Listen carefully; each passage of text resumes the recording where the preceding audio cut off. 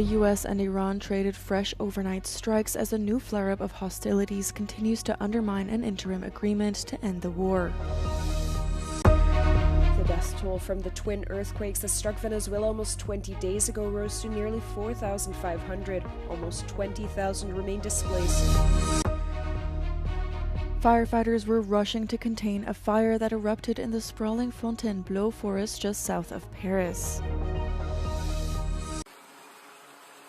The U.S. military launched a new wave of strikes across Iran overnight on Monday, as a fresh flare-up of hostilities continues to undermine an interim agreement between Washington and Tehran aimed at ending their war. The latest salvo by U.S. forces began on Sunday night, Central Command said on X, adding that dozens of targets were hit, including Iranian military air defense systems, coastal radar sites, missile and drone capabilities, and small boats. Iranian state media reported U.S. strikes targeting large areas across southern and western Iran, as well as the islands of Qeshm and Farur in the Gulf. It reported that 1 person was killed and 4 were wounded in the latest attacks. Iran retaliated with fresh strikes on Kuwait, Bahrain, and Jordan, state media added. On Sunday, Kuwait said 3 of its land border posts in the north were damaged, while air raid sirens sounded in Bahrain into Monday morning. The renewed fighting followed an Iranian attack early on Sunday on a commercial ship in the Strait of Hormuz, after which Iran's Revolutionary Guards announced it would again be closing the vital waterway that has been at the center of the latest flare-up. The death toll from the devastating twin earthquakes that struck Venezuela almost 20 days ago rose to nearly 4,500 on Sunday. The government reported more than 19,500 people were living in camps due to the destruction. At the end of June, 2 earthquakes with a magnitude 7.2 and 7.5 struck Caracas in the coastal state of La Guaira.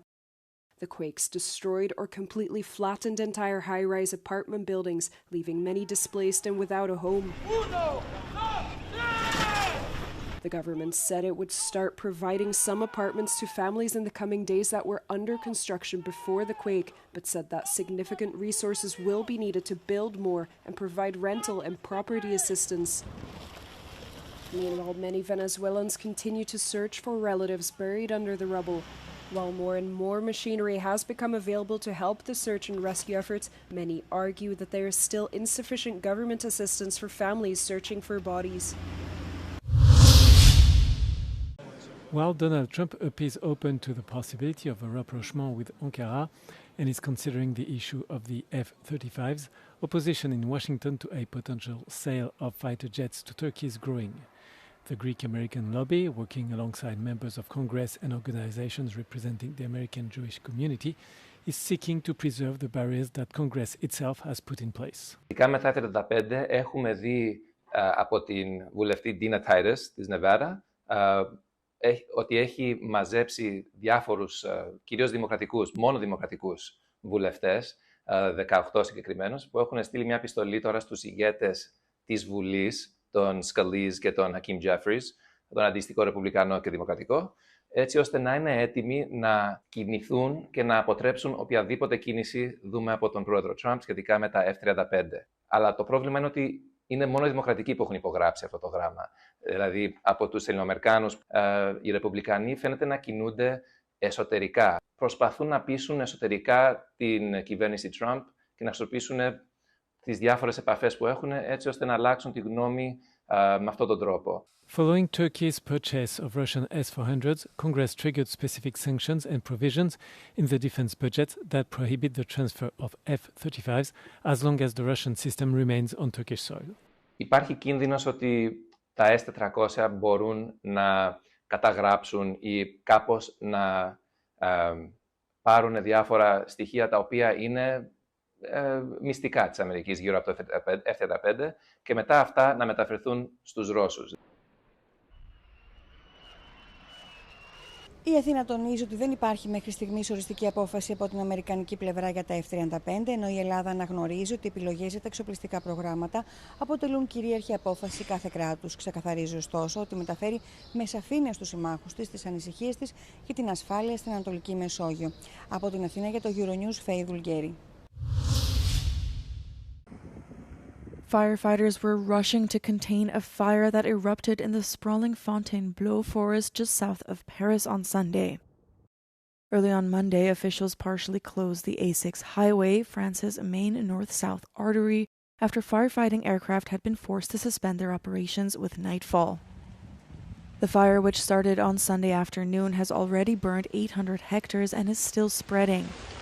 Around 15 homes had been evacuated in the nearby village of Vaudoué, and firefighters were defending several other towns in the area. Alors ce feu il est particulièrement complexe à combattre, d'abord de par le vent qui le pousse dans un massif forestier qui est très rocailleux, très complexe d'accès, même si on a des pistes un peu partout qui permettent aux touristes de s'y promener. Les véhicules de sapeurs-pompiers ont beaucoup de mal à rentrer dans le massif et à pouvoir se déplacer. Et enfin, le fait qu'on ait une forte présence de rochers avec un dénivelé dans la forêt fait que les pompiers ont du mal à établir les tuyaux avec une végétation qui est très dense et très sèche également en ce milieu de canicule rouge depuis quelques jours et quelques semaines déjà. 2 firefighting planes alongside 400 firefighters were deployed to contain the flames, which erupted just ahead of the 14 July national holiday and on the first major weekend for departures for the summer holiday season.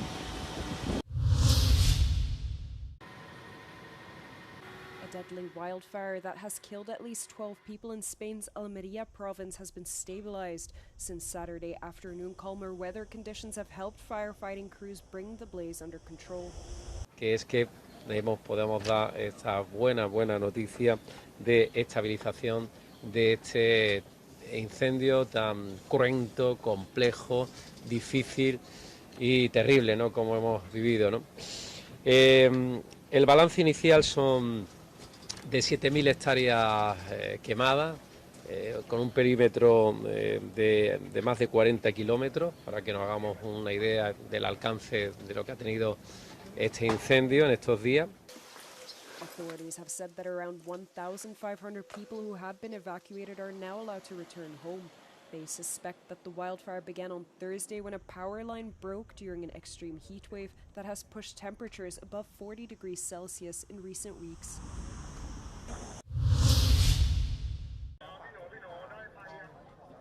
At least 27 people have died and dozens were injured after a huge fire broke out in a Bangkok bar on Sunday. People ran screaming out of the venue as flames shot out of the entrance, several with their clothing burned or ablaze. 10 of the victims have been identified so far, 9 of them Thai nationals and 1 from Laos. 2 members of a band performing at the bar were among those who died, according to one band member who survived. เราก็ใช้ผ้าครับใช้ผ้าเนี่ยตบให้ไฟมันดับคือเราช่วยมากกว่านี้ไม่ได้เพราะมันมีคนทยอยแบบดันกันออกมาเรื่อยๆแล้วทีนี้ไฟมันพุ่งออกมาเยอะเราก็ไม่สามารถจะเข้าไปช่วยได้แล้วถึงอุ้มออกมา Forensic police began working on Monday in the gutted venue, its windows blown out, as investigators sought to establish what caused the fire and why it was so deadly. ผู้เสียชีวิตส่วนใหญ่จะอยู่ในห้องน้ำชายและหญิงดังนั้นเมื่อเกิดเหตุเนี่ยด้วยอาการตื่นตระหนกแล้วก็ไม่รู้ว่าจะไปทางไหนเนี่ยแล้วไฟดับเนี่ยก็วิ่งเข้าห้องน้ำอาจจะไปหาทางพื้นที่ที่ออกได้หรือไปหาน้ำนะครับ It was the deadliest fire in Thailand since a blaze tore through Bangkok's Santika Club during New Year celebrations in 2009, killing 67 people and injuring more than 200.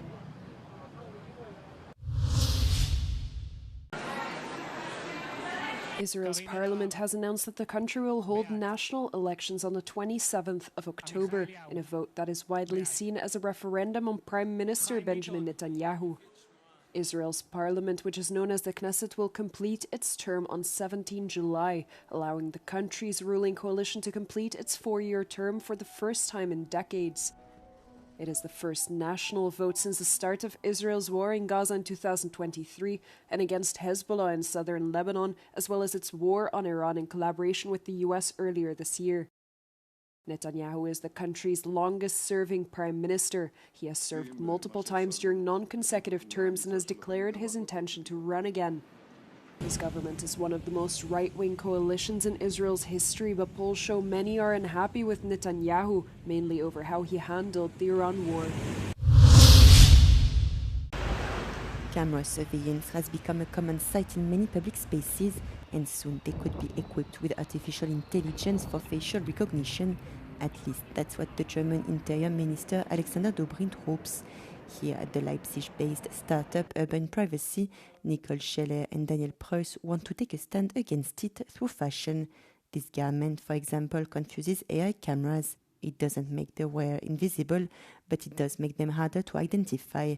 Also das Hauptproblem ist einfach, dass wir nicht wissen, wo die Daten hinfließen. Also digitale Daten sind einfach die neue Ressourcenquelle. Also wenn man sich halt anschaut, Meta, zum Beispiel auch die neue Meta-Classes, wo dann halt auch Gesichtserkennung zum Beispiel auch schon mit drin ist. Es ist halt eine Software, die Menschen aufgrund ihres äußeren Erscheinungsbildes in Schubladen steckt und bewertet. The best-selling item is the smartphone case. It prevents the phone from connecting to cell towers or being tracked via GPS. And then there is this scarf, which redirects photographers to this little gimmick, which says, "Get lost." These are products that reflect the spirit of the times, Daniel Preuss explains. Also in erster Linie haben wir den Eindruck, dass das Interesse und die Awareness zu dem Thema steigt, also dass mehr Leute sich mit dem Thema beschäftigen, dass es auf vielen Plattformen mehr Sichtbarkeit bekommt. Das Interesse daran steigt, wie kann ich denn vielleicht mit den Systemen anders umgehen, wie kann ich mich auch vor Tracking schützen. Some politicians and law enforcement officials advocate in favor of the use of AI in tracking technology to fight crime. But for Nicole Scheller and Daniel Preuss of Urban Privacy, one thing is clear: privacy and data protection should not be swept under the rug.